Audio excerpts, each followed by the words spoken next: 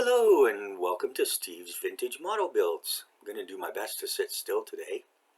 This is just a short video, and the reason I'm making it is, as of yesterday, the channel has 500 subscribers. 500! Yay!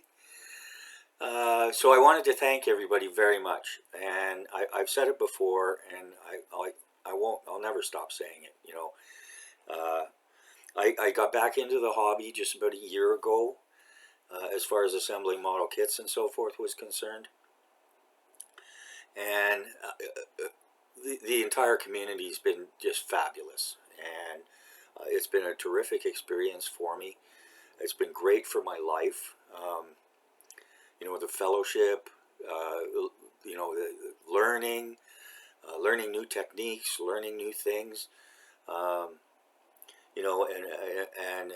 Just the support and encouragement you get. It's just what a wonderful community of people it is. And I'm very thankful. Today's Thanksgiving Monday in Canada. I'm especially thankful for that. And I've made some buddies, and I've made some friends too, even though we're separated maybe by an ocean. And I'm not crazy about technology, but it does have its uses, and if it's used properly, it's a wonderful thing to enhance your life and the human experience as well. But I'm not going to get into all of that right now. So anyways, yeah, 500 subscribers, and I don't do this for subscribers, and the channel's not monetized. It never will be monetized. It's somewhat nice. It's nice to know that people care enough to subscribe, even if they don't watch every single video I produce, which I'm the first to admit aren't exactly top-notch Hollywood A-list type of thing. But I hope at least people get a good laugh out of it sometimes. So, but I really enjoy doing it, and I do try to bring something to the conversation. So, and again, I'm going to try and sit still. Special thanks to Peter Oxley, Zinzan Scale Modeling. There are so many. Sue and Paul Chaplin, Mario over there in Malta. Stay safe, buddy. Gunther, MD. There's just really too many to name, and I am sorry if Jason from Model Kit Stuff. Not only do we have great banter and a lot of fun, but we learn an awful lot from each other. And so we had a friend over from the mainland yesterday for Thanksgiving, which was very nice. And I showed her the hobby room. And later on, she said I'm an artist, and I'm not. But it was very flattering to hear her say that, and it reminded me of something Peter Oxley had said, and something many of us in the hobby say is that we're harder on ourselves than other people are. Stuff that we're not crazy about, we're not happy with, or whatever the case may be. But when somebody comes over for dinner or comes over for a visit, and they're like, "Oh, that's amazing, that's awesome," so it makes one feel good. Even if most of my efforts are rather pathetic. But in any case, it's nice that someone thinks of that. So anyway, just a great big thank you to everyone, and I am trying to improve on the channel, and of course I'm also doing the Israel-Iran war stuff on the My Take on It channel, but I try to keep politics away from this channel, which is why I started the other channel. So once again, thank you very much. I love you all. You're all fabulous, and like I say, it's been nothing but supportive and encouraging, and and people are happy to teach, just as happy to learn as they are to teach. And so what I do in my videos, I hope I add some value for people. And I'm glad they appreciate it. So just very quickly here,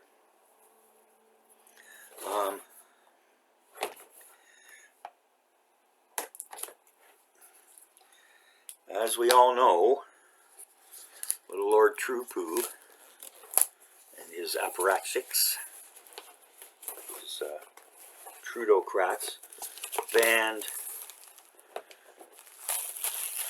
Tamiya rattle can spray paints, the TS, and not only the paints but the what do you call it, primers as well. Although I did see on Amazon that they had one primer for sale. I didn't try to order it, so it might have come up saying can't ship to Canada, even though it was on Amazon.ca. So anyway, so yeah, so anyways, using the airbrush more, and I've experimented with the Model Air, which is pre-mixed from Vallejo, as well as I've done other stuff with the Tamiya paints. I love the Tamiya paints. The Tamiya paints are great, but they require an awful lot more cleaning than the water-based paints do. So, but like I say, some things are good for some applications, and others are better for other applications. So, it's always good to have lots of tools in the box. So yeah, but yeah, it's mostly Tamiya and Vallejo, and then I got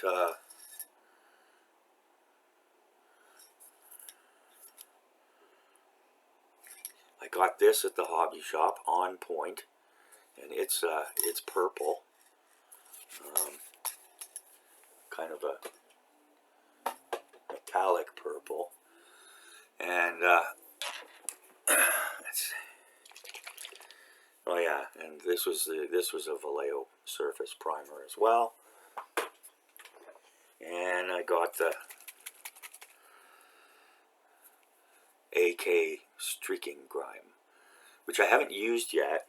I think I will try it on a project that's currently underway, but I saw some things that it was great, and I saw others where they just hated it. So I guess it's going to be one of those things like this, which I have just fallen in love with. It's become my go-to cement. I haven't forsaken you completely, Miss Tamiya, but I found for many applications that the Revell stuff works great. And so yeah, I mean, it takes a little bit of learning the dexterity of with the applicator here, but really basically all you have to do is give it a little squeeze, and then it just capillaries out. So anyways, okay, so yeah, back to the paint. So I got this Homie Artie.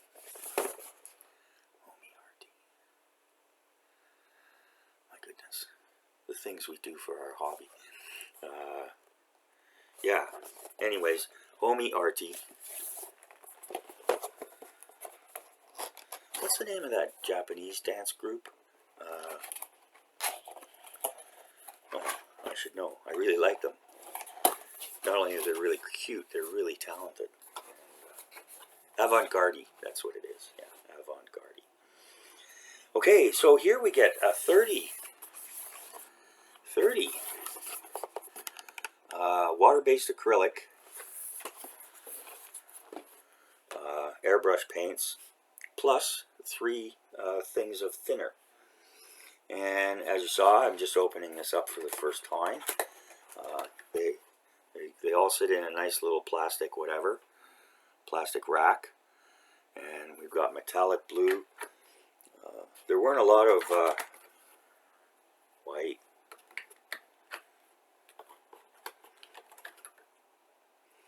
Yeah, there's no. These are all gloss colors. They've got fluorescent purple. But with the cars and trucks, I mean, that's what I was using the Tamiya rattle can for mostly, was cars and trucks, because obviously the military stuff is mostly matte. I did score in the past they'd only had olive drab 1, or olive drab 2 at the shop. But when I went in after the ban, and I found an olive drab 1. So, but otherwise, their gloss, semi-gloss, or luminescent, whatever, neon, whatever you want to call it. So, yeah, so that's that. And, oh, it's $35 for 30 things of paint and 3 things of thinner. So, and what I read about it was, they said the only reason they give you thinner is if your compressor's weak, like the Neo compressor that I got from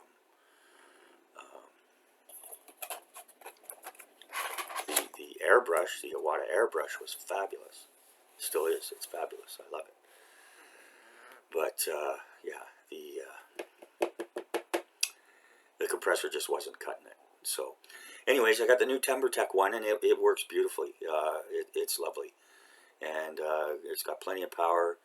And the airbrush I got with that, it has 3 different needle sizes, going from 0.3 to I think there's a 0.1, a 0.3, and a 0.5. So, but in any case, yeah. So, but right now I'm using the Iwata for a couple of reasons. The TimberTech one,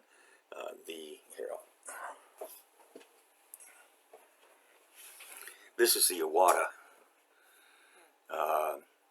and on the TimberTech one, it's all one piece, but with the Tamiya one, you can take this off, which makes it somewhat easier to clean.